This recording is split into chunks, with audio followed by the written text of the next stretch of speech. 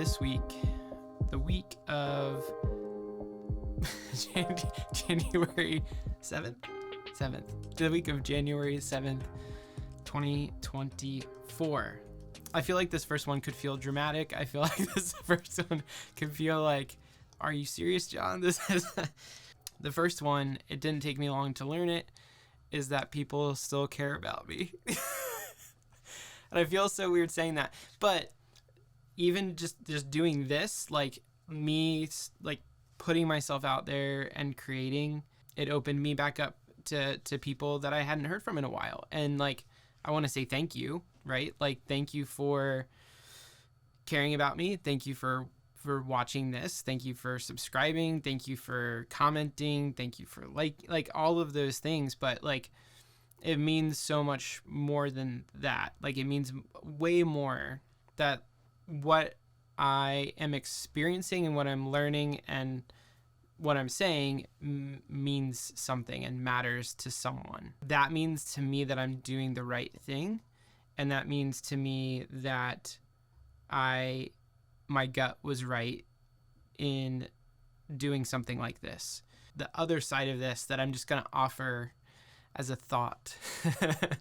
If you have friends, if you have family, if you have acquaintances who own their own businesses, especially if they're solopreneurs, man, you have no idea what it feels like to have someone reach out and check in.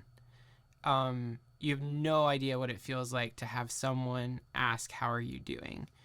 You have no idea what it feels like to have someone refer someone to you. Like it means so much to do those little things for those friends of yours who are striking out on their own and doing their own thing, because this can be very, very lonely. It can be very mentally taxing and challenging, anxiety producing. It can be very difficult.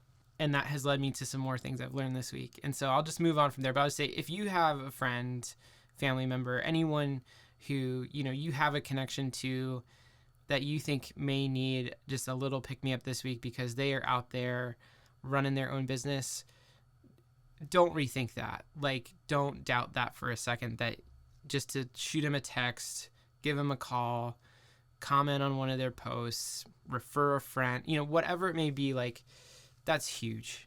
That's for free. Okay, so the two other things that I learned, I already mentioned basically in that first one.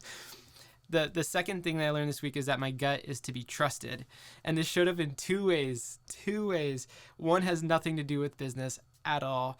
And that is, we had bad weather this week. We went from Tuesday night, we already knew our kids were going to have a 2-hour delay on Wednesday. And I was talking with some friends. I was like, I have a pit in my stomach that day of school is going to get canceled and they're going to sit at home with us. And wouldn't you know, the next morning I was like getting the kids ready for school, and all of a sudden it comes across no school.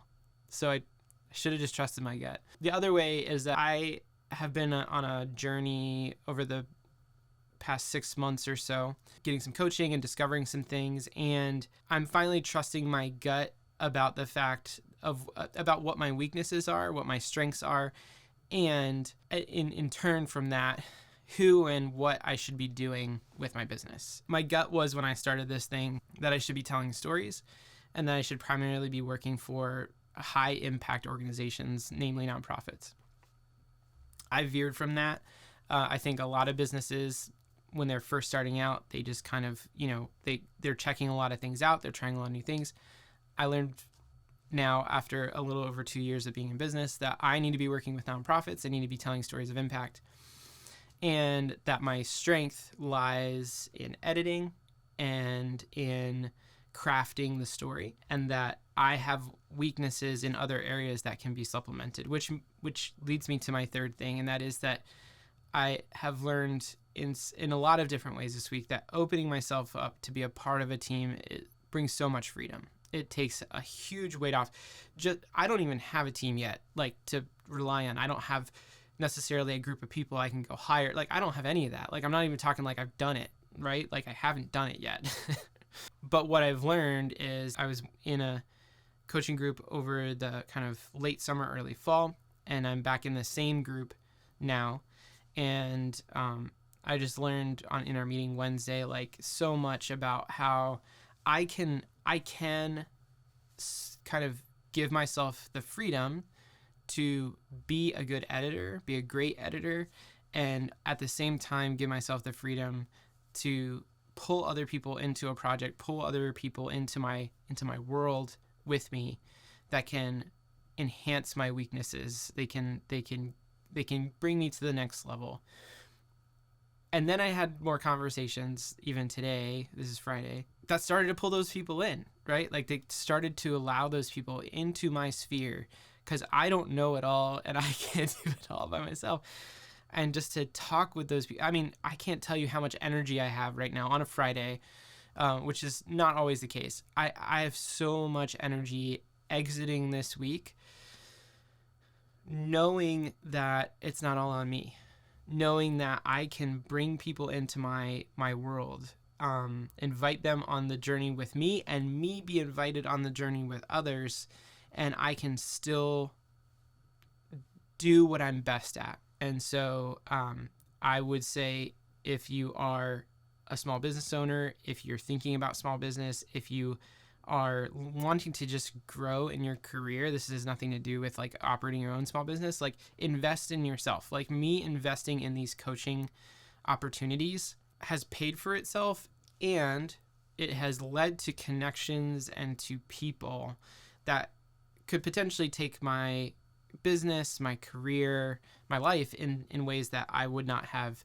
had the opportunity if I didn't invest in myself, spend the money and the time to spend time with people who want to pour into me, want to like come back around full circle, want to care about me. They care about not just my business, like, they care about like me, and me feeling like I can bring stories into the world that matter, that I can do something that I love. You know, it's an incredibly freeing feeling to have. And so